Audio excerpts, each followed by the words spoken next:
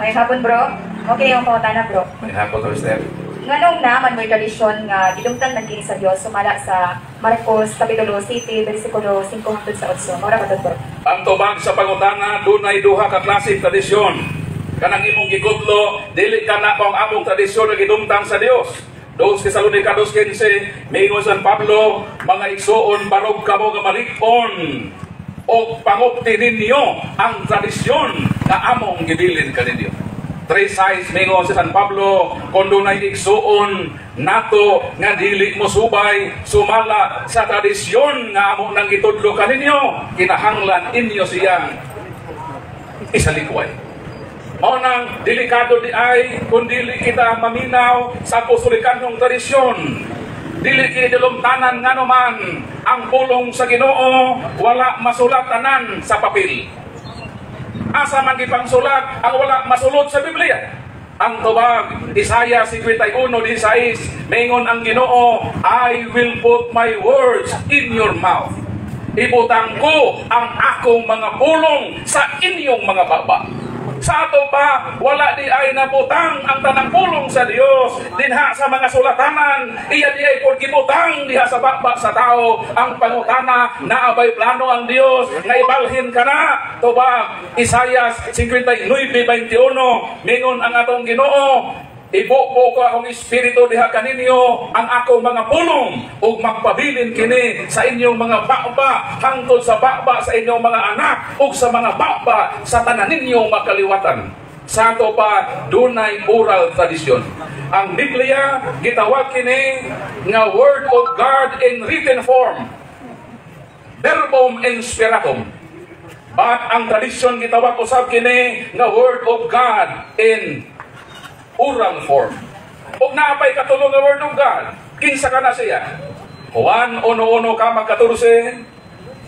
In the beginning was the Word, and the Word was with God, and the Word was God, and the Word became flesh. Mao kina ikatulong-pulong sa Dios, ang pulong nga nahimong tao. Unsang Biblia, verbum inspiratum. Unsa si Kristo, verbum incarnatum. Unsang tradisyon, Word of God in oral form. Sa ato ba ang pulong sa Ginoo? Dili lang di ay kay lunlon sinulat. Doon na po di ay tradisyon. Mao nang wala man nasulat ang tanang ipanghimo ni Kristo sumala sa Juan 21:25, mao nang doon na kitay tradisyon o kanang tradisyon nga atong gigugtan dili kana dulumtanan kay mao kana ang apostolikanhong tradisyon ang gikutlo ni mga bersikulo Marcos 7:6-7 o kanang tradisyon sa mga Hudiyo nga gikasilagan sa Ginoo nga magpalayo sa tao sa Dios. Sunod ka pangutana, sister. Okay, sa gusto pangutana. Okay, sister.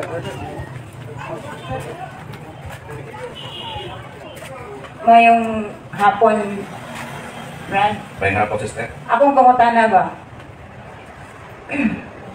Daghang mga Katoliko nga dautan. Tinuod ba ni nga gitukod ba gini sa Ginoo nga kasagaran mga Katoliko nga dautan man palihog kung tubag, Brad?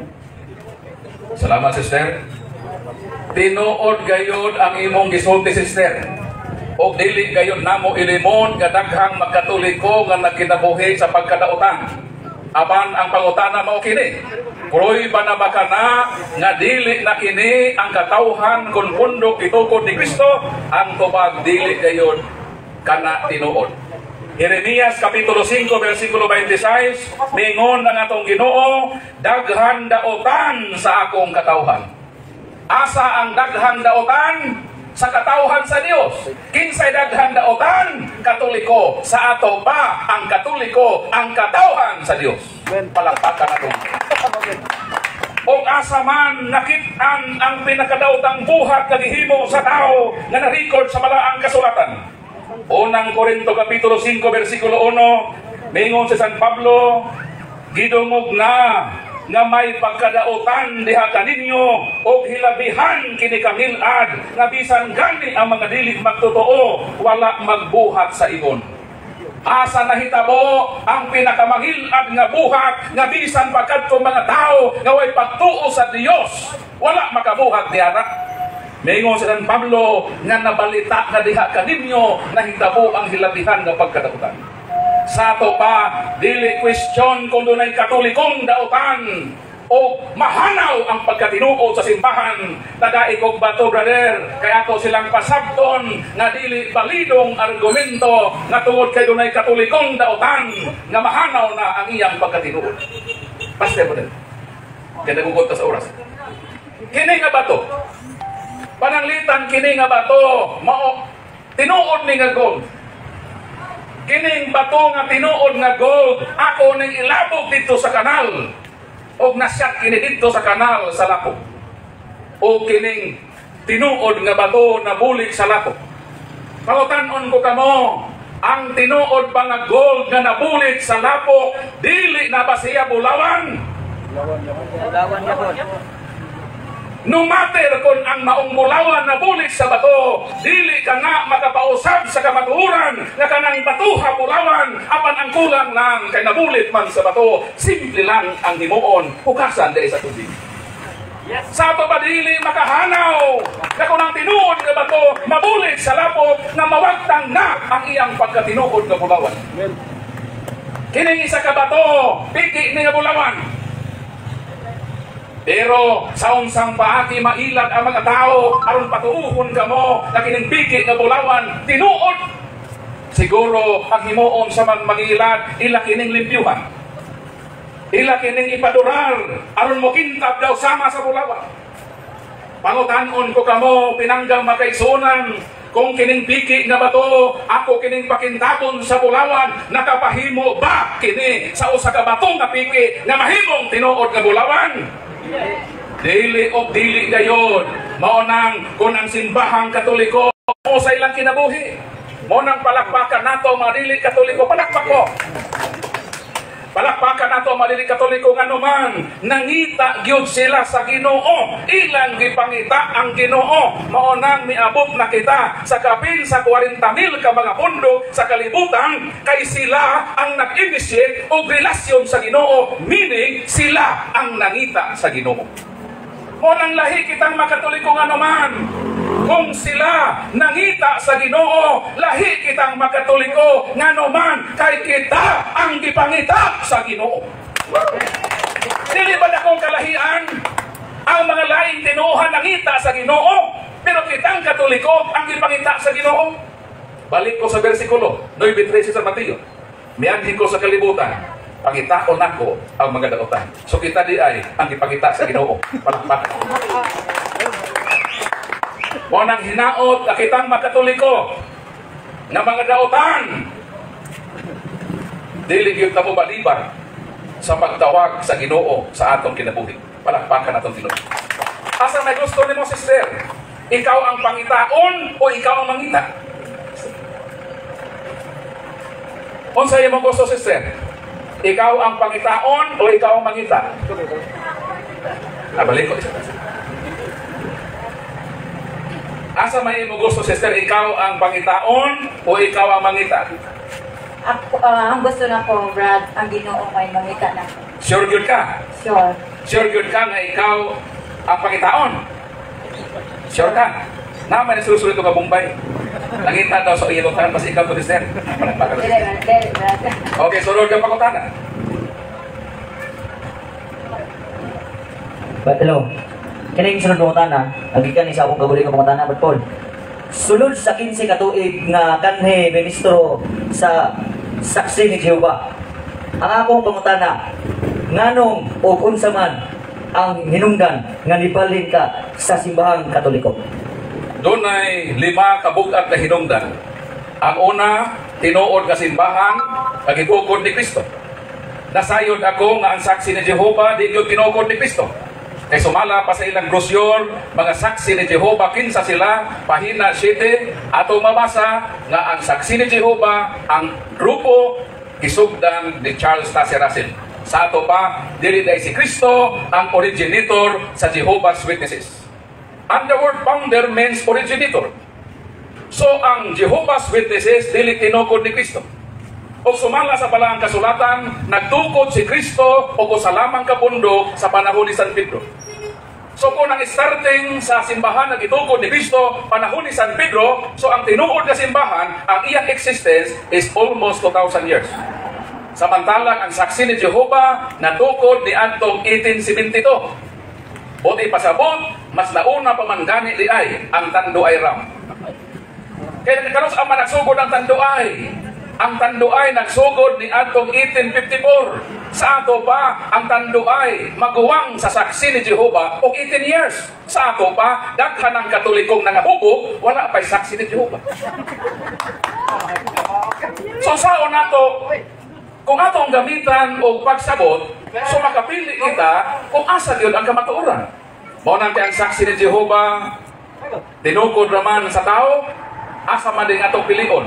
Ang tinukod sa tao o ang tinukod sa atong Ginoong Kristo. Dayon sa akong pag-research, dili yun kabalibaran ang kamatuoran nga gilabanan sa madagko nga mga libro sa kasaysayan nga kini Iglesia Katolika. Ang nagtukod ni ini mao ang atong Ginoong Kristo.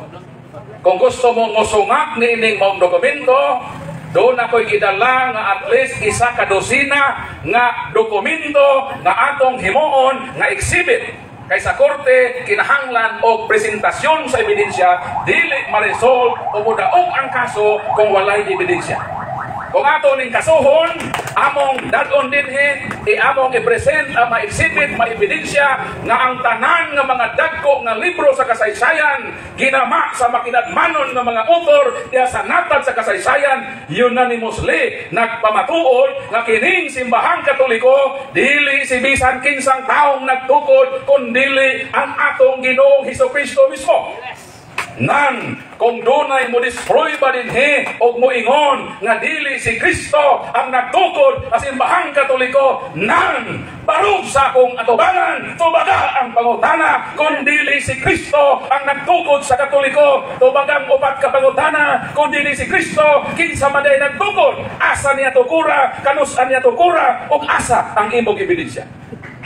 In my more than 20 years experience in this religious rally, and in my more than 100 debates and dialogues with a Protestant pastor, never pagayod nga dunay taong nakabarog nga nakadestroy ba sa kalikunan sa among ebidensya ang Iglesia Katolika tinukod ni Kristo. Monang ningon ang balaang kasulatan, non inim posomos aliquid ad versus veritatem sit pro veritatem. Wala kita'y gahom na subakon ang kamatuoran, gawas na tuuhan ang kamatuoran. Pero nga nung mugamit man kita kasaysayan, ang tubag Isaias 41:4 atong mabasa, ako ang Ginoo, ako ang nagbuot sa dagan sa kasaysayan. Kinsay nagbuot sa dagan sa kasaysayan? Ang tubag ang Dios. Kung ang Dios ang nagbuot sa dagan sa kasaysayan, o ang dagan sa kasaysayan nagpruiba ng Iglesia Katolika tinukod ni Kristo, nang kinsaman ako nga mangahas sa pagsupak sa dagan sa kasaysayan nga ang Ginoo'y nagbuot. Mao nang niadtong May 29, 2011, misurrender ako sa superiority sa kamatuoran nga dala sa simbahan nga Katoliko ug akong gibiyaan ang akong kanhing tinuhan bisan pa masakit sa akong kasing-kasing nga akong talikdan ang tinuhan nga akong namatan ang tinuhan sa akong pagitikanan. Mao to'y number 1, brother, true church. Ikaduha, the history of the Bible, the Blessed Virgin Mother, the Eucharist, and the theological partiality of Protestantism nga mao kini ang nakatayog kanako nga mobalhin sa simbahang Katoliko sa grasya sa Ginoo ug ang pagtubag sa pag-ampo ni Kristo sa 17:21 sa Juan mingon siya, Father, may they be one. 10:16 sa John, there is only one flock with one shepherd. Mao kana ang gamay na pagpasipla sa mga rason sa akong conversion. O kung ako ning hugton, base hindi na ta makiter sa uban nga mapangutan. Proceed ta sa inyong pangutan.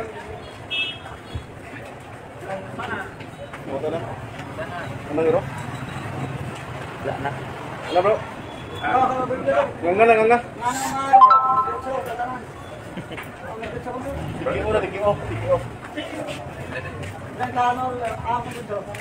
Dara, may mo tanah. Matod pa sa Facebook Live na to sa punto por punto, Brad Paul, ni Brother Cañete Allen Asilia. Naa ba mabasa nga verse nga si Pedro usa ka sa Papa? Pareho bro, hatagi og verse para na ako'y matubag. Naay mabasa nga verse pero basahon gamitan og antipara. Kay kung dili ka mo gamit og antipara, dili nimo makita ang kahulugan sa verse. Asa ni mabasa?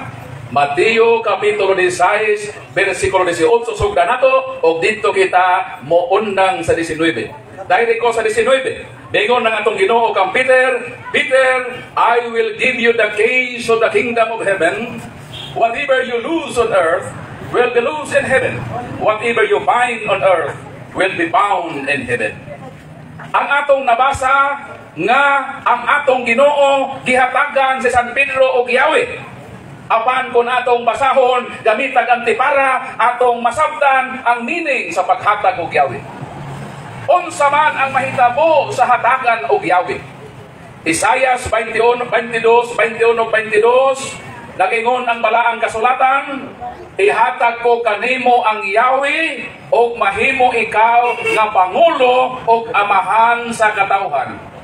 Unsa di ay meaning sa gibasa sa 16:19 nga paghatag kang Pedro og Yahweh, unsa di ay ang kahulugan ni ana sumala sa gipasabot sa Biblia nga ang paghahatagan og Yahweh mahimong amahan. And the word Papa derived from Latin word nga Papa. Ang word nga amahan, Papa na sa Latin.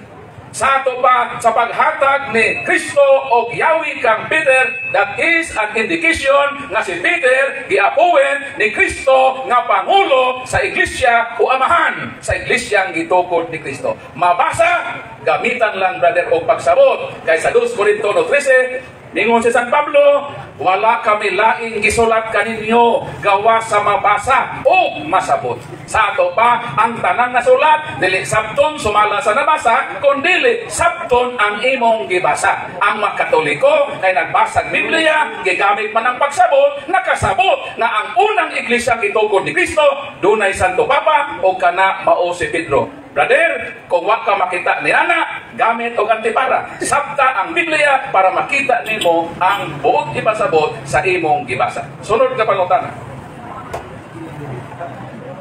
Matun pa ni Marcris daman-daman, no? May hapon Paul. Ako'y pangutana nga sa Malakias 3:10, dili ba mauni hinungdan gud sa sala? Malakias kapitulo 3 bersikulo 10. O yang ikot Paul. Malakias 3:10 mao kana ang sugo sa Ginoo sa daang testamento nga maghatag og ikapulo ngadto sa balay sa Dios.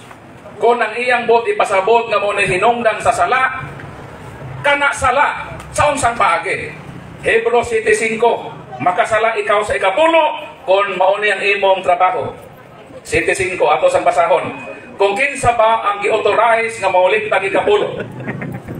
Karon ang balaod ng sugo nga makaliwat dilini nga mga pari mangubra o ikapulo gikan sa katawhan sa Israel. Sa ato pa nangubra sila gikan silang kaugalingong katawhan nga kaliwat usab ni Abraham sa kanila. Sumala sa atong gibasa kanang ikapulo nga mohatag ka sa templo sa Dios, ang kolektor niya na nga gihatagan sa Ginoo authority mao ang mga pari nga mga Levita. Kanos aman nakasala ang mga pastor? Nakasala sila kung gamito nila ang Malakias 3:10, unya muangkon sila nga sila na ang kolektor sa ikapulo. Kay nagpasabot kini nga sama sa buhiko, ang buhiko dunay deputized collector, giautorisahan ning kooperatiba nga mangulikta sa inyong electric bill. Kung dunay mangulikta din ha nga authorize sa buhiko, ihatag ang imong bayad sa imong kuryente. Kay nakasiguro ka nga maimpas kayo dito sa buhiko ang imong nakonsume na kuryente. Pero kung doon ay mangulikta din ha sa buhiko sa inyong electric bill nga walay koneksyon, wala hatagig authority sa buhiko nga mangulikta na nga ilad kamo o sayang ang inyong kwarta nga gihatag nga naman dili ka na otorisado. Mubalik ako sa gihimo ini sa Biblia. dunay authorize sa balaan nga kasulatan gihatagag mandato sa Ginoo nga maoy mo kolekta sa ikapulo. Ang pangutana kinsa sila? Tubag mga pare, unsang paria? Pare nga Levita. Kung doon ay pastor na magtukod o relihiyon, muadto sa sek, unya, kamong mga membro, kulitahan kamo sa ikapulo, makatarunganon na ikaw nga membro, mangutana, ikaw ba pastor? Gihatagan bag otorisasyon sa Dios na manguliktag ikapulo, pare ka ba? Levita ka ba? Mo nang daghan ang mga ilad nga naman, daghan mga tao nga magpailad. Mo nang kaluy-an nato nga makasala gayud ang mga pastor nga mangulikta nga walay otorite. Hebrew 7:5, basaha pastor. Ug ang inyong pastor wa kabasa, ikaw nga membro adto dayon sa inyong pastor. Dag kining Biblia ipabasa ug inang pastor nga pastor wala man day kay otorite. Amo na tong kuhaon nga amoy kapulo kanin. O gihatag namo sa tinuod kagiyatagaan mandato nga mangulikta ang mga pare. Sunod nga pangutana. Sunod nga pangutana, Brad Paul. Di ay pangutana rin. Ikaw kaniadto usa ka saksi ni Jehova. Nganong ang inyong tawag man sa Dios is Jehova man? Anong dili man Dios naman? Sa pagkatinuod ka ng Jehova, kung naay mga saksi unta din kasi lamang ko'y saksi ana. Di ko naman ta mo cross-examine nila kasi lamang may saksi. Sa akong daghan ng mga dialogo sa mga saksi ni Jehova, ang isa sa akong pangutana mauni, kay saksi man ka ni Jehova, nakasaksi ka ba kung kinsay nag-imbento sa pangalan sa imong Dios? Basta ang mga saksi, di na gyud manukol. Kung ikaw tinuod nga saksi, dapat mahibalo ka kinsa nag-imbento sa ngalan sa imong Dios. Doon na siguro yung mga saksi na hibaw, maulaw lang silang musulti. Kay mahibawan man nga ang imbentor sa ilang ngalan sa ilang Diyos o sa kapari nga Dominikano. In the person of Petros Galatinos. Petros Galatinos was a Dominican priest. He invented the name Jehovah in the year 1520. Kanos ka na-imbento ka ng ngalan sa mga saksi nga Jehovah? 1520 pa na imbento o ang inventor ni Ana, pare na Katoliko. Sige mo, supak-supak sa mga pare, pero ang inyong Diyos, giimbento pare. Asa man ang logic ni Ana? That is an very erratic argument nga kamo mosupak sa pare, kunya ang nag-imbento sa inyong ngalan sa inyong Diyos o sa di ay ka pare nga ngalan si Petros Galatinos. Nganong ang simbahan wala mangyon mo aproba sa pormang Jehova, nganong mipitor man ang simbahan sa pormang Yahweh. Kay even ang Jehovah's Witnesses sa ilang librong The Divine Name That Will Endure Forever, page 10, admitted na kining Jehova dili kini insakto nga ngalan sa Dios. O sa giingon sa mga saksi, ang Jehova dili insakto nga ngalan sa Dios. Kung dili insakto, nganong nagpadayon man mo sa paggamit og dili insakto? Kung dili ka na insakto, doon na ba'y sakto-sakto o masakto? Sa preface sa New World Translation, nag-ipublish niya itong 1915, sa ilang first page nag-ingon, the form Yahweh is more correct than Jehovah. Unsa daw? Ang forma nga Yahweh nga mao kini ang giaprobahan sa Katoliko nga ngalan sa Dios, giadmit sa mga saksi nga mas sakto kaysa Jehovah. Karon kay may sakto man day ang Yahweh, ang Jehovah di man day insakto, nganong di naman lang mubalhin sa pagkasaksi ni Yahweh o inyong biyaan kanang pagkasaksi ni Jehovah kay sayong man day kana. Mao nang gibiyaan ako ang mundo nga saksi ni Jehovah. For the first place, nga sa ngalan pa lang di na insakto. Unya magsaksi-saksi pa ka o dili insakto, unsa may tawag nimo? Saksi pa ka kun. Mao nang ayaw lang mo kasuko nga mga saksi, nga moingon ako nga saksi mong bakakon kay tinuod man nga kamo na maka. O kinahanglan nga sultihan kamo sa kamatuoran para makamata kamo. Kay lisod ang dangatan sa mga bakakon. Ipadayag 21:8 ang mga makakon nga mga saksi itampo ngadto sa mga asupre o sa linaw nga kalayo. Mao nang dili kami musugod nga mga saksi itambog sa imperno.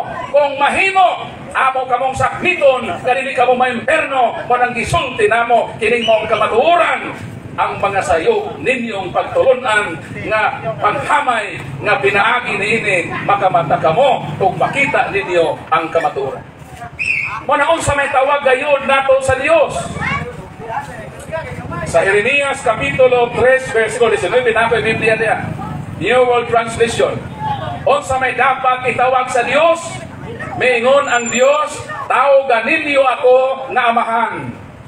Unsay tawag nato sa Dios? Amahan. Mao nang si Kristo nagtudlo sa Mateo 6:9, miingon siya, pag-ampo kamo sa ingon ni nga paagi, amahan namo nga anaa sa langit. Wala si Kristo miingon, hihuba namo nga naa sa langit. Yung siya amahan. Ang mga saksi mo ingon nga dapat daw gamito ng hihuba kay respetuon daw nato ang Dios. Ang pangutana ang paggamit ba sa Jehovah nga ngalan sa amahan, pagrespeto sa Dios nga amahan? Brad Kokoy, dili Brad Kokoy. Unsa may ngalan Brad Kokoy sa imong amahan? Father, Papa. Unsa may ngalan sa imong amahan ba? Oh, Ferdinand. Ferdinand.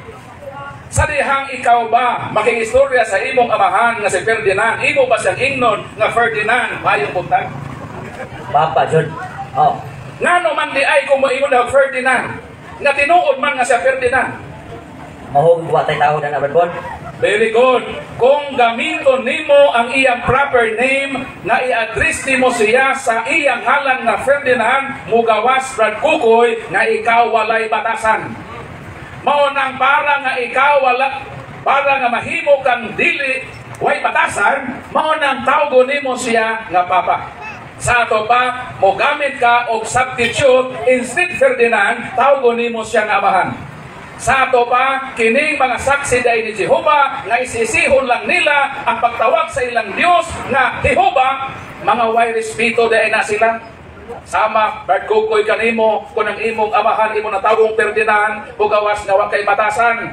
Aron nga dili ka mahimong way batasan, gamitan nimo nga Papa Tay. Mo nang kitang Katoliko ang nagtahod sa Dios, ngano man gitawag nato ang Dios nga amahan, wala nato tawga ang iyang personal nga pangalan. Nagsabta ninyo, mga saksi? Mo nang pag-usap ng taon mo sa inyong kinabuhi, samtang doon na pa'y panahon. Sunod ka pangutan. Hello, sunod nga pangutana. Sa balista ka man kaniadto Brad kay saksi ni Jehovah ka man. Ang Sabado mao gayud ang ipapahulay nga gisugo sa Dios dili Domingo. Ay ikapitong adlaw nga gibalaan sa Dios ug gipahulay siya niya nga adlaw. Sumala sa Genesis kapitulo 2 versikulo 3. Tinuod ba kini?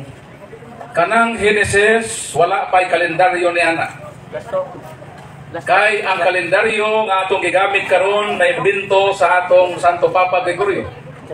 Mao nang kanang giingon diha nga 7 ka adlaw sa Genesis, wala ka na magtumbok og 24 oras. Kay wala pa may kalendaryo, wala pa'y orasan ni ana ang mahigayuna. Kanang mipahulay ang Dios og iyang gibalaan ay 7 ka adlaw nagpasabot kana nga nalipay siya, nga nahuman niya ang iyang mga buhat. Mao na nga sa Israel, sa dihang naulipon sila sa Ehipto 430 anyos. Giluwas sila sa Dios. O ang Dios naghatag og balaod sa Deuteronomio Kapitulo 5, versikulo 15 nga nagingon, hinumdumi ninyo ay 7 adlaw. Kay niining adlawa, giluwas kamo sa gamhanang bukton sa Dios. Mo'y hinungdan nga inyong balaanon o hinumduman ang adlaw kay papahulay. Mao nang para sa mga Hudiyo, kay naulipon man sila taas sa panahon o giluwas sila sa Dios, mao nang sige lahandumon ang Dios nga nagpagawas kanila gikan sa pagkaulipon sa Ehipto. Mao nang gipili nila ang adlaw nga Sabado sa kalendaryong Hudiyo nga mao kana ang Sabbath day. Karon, kita ang mga Kristiyanos kay ang tinuod nga diwa sa ipapahulay mao man ang paghandom sa pagpahigawas sa Dios o pagluwas, kita usab nga mga Kristiyanos giluwas kita sa Dios sa iyang kamatayon dito sa cross, nabanhaw siya sa adlaw nga Domingo. sa ato pa ang Domingo, ang adlaw diin nagmadaugon ang Dios sa pagpahigawas kanato sa pagkaulipon sa sala o kamatayon. Mao na ang Victory Day sa mga Kristiyanos, ang ilang handumon nga kaluwasan, ang pagluwas ni Kristo nga nabanhaw siya sa adlaw nga Domingo. O kanang Domingo nga adlaw, mao kana ang adlaw nga pagsimba sa mga Kristiyanos, Mateo 28:1-9. Nga mga Kristiyanos, nagsimba sila sa Ginoo sa adlaw nga Domingo. O kini nga adlaw nga nahimong sentro sa paghandom nila sa Ginoo sa Eucharistia, mo nang mabasa nato sa Buhat Kapitulo 20 versikulo 7 kama 11 nga sa matag Domingo nagpikas-pikas sila sa tinapay, nangaon sila nga naghandom sa panihapon sa Ginoo ang Eucharistia gayang gitukod nga sakramento sa Mateo Kapitulo 26 versikulo 26. Mao nang lahi ang mga Hudiyo nga naman ilang i-celebrate ang paghigawas nila sa pagkaulipon sa Egypt. Mao nang Saturday ila. Pero kita mga Kristiyanos atong i-celebrate ang pagpahigawas ni Kristo kanato, pinagi siya kamatayon sa cross, nabanhaw siya sa adlaw nga Domingo ug mao kana ang Victory Sunday nga mag-celebrate ang mga Kristiyano sa paghandom sa pagluwas ni Kristo sa pagpahigawas kanato gikan sa sala ug kamatayon. Mao nang kita mga Kristiyanos Domingo ang atong adlaw nga pagsimba, ang atong pag-celebrate sa victory sa pagluwas ni Kristo kanato dito sa cross sa Kalbaryo. Napay pangutana o prosita, pero wala na, hangtod na lamang sa sunod nga oras o sa samang istasyon. Kinainyong ubos igsuon, Brother Paul San Pablo Alima, dalaygon ang atong Ginoo. Sa Domingo, sa Domingo.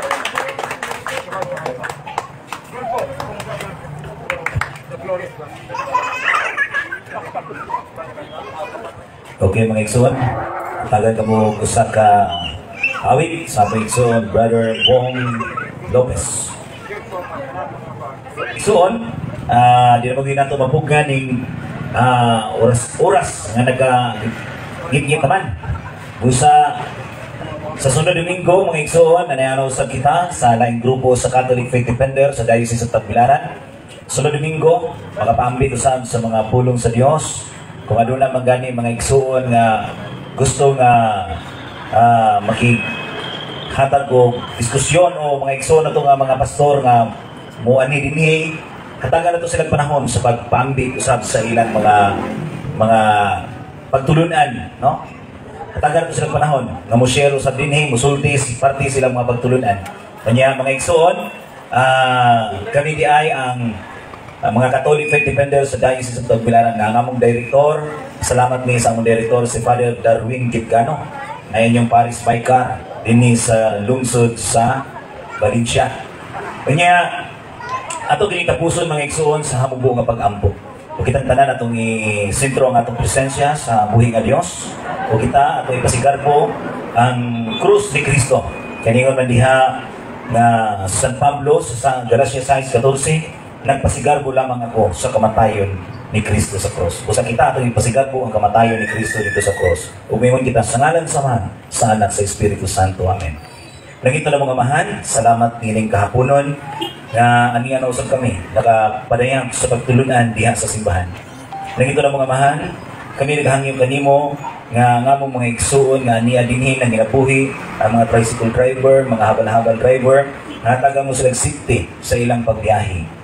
Ug usab ang among mga igsuon nga ginabuhi dinhi, hatagi sila kapaskog sa ilang panglawas aron makapadayon sila sa pagpanginabuhi. Ug ikapa ang ilang matag usa nga kasing-kasing nga mudamog gayud sila sa simbahan aron feel nila ang gugma nga imong ipadayag diri kanamo. Lord, wala kami mahimo kung wala ikaw. Busa sa among pagpamauli, hatagi usab kami sa safety sa pagbiyahe nga kami makaabot sa tagsatagsa namo ka mga pulianan. Diyahe usab ang among mga kapulisan o Dios, ngining ilang pagpanarbaho sa paghatag o kalinaw ngining lungsod sa Valencia.